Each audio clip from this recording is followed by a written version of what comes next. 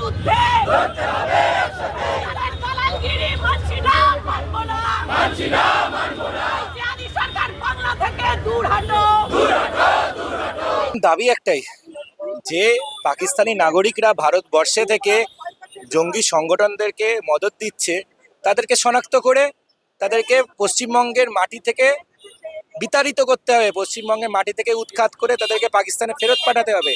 এই মর্মে নির্দেশ অলরেডি কেন্দ্রীয় স্বরাষ্ট্র মন্ত্রকের তরফ থেকে গত 25শে এপ্রিল এসছে, কিন্তু দুর্ভাগ্য যে আমাদের রাজ্যের তরফ থেকে এখনো কোনো নির্দেশিকা আসেনি।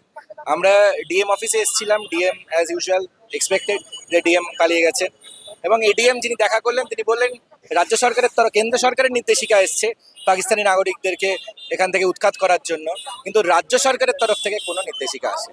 কেন রাজ্য সরকার চায় না যে পশ্চিমবঙ্গে এই পাকিস্তানি নাগরিকদেরকে পশ্চিমবঙ্গের মাটি থেকে বিতাড়িত করা হোক? এটা রাজ্য সরকার কি চায় না?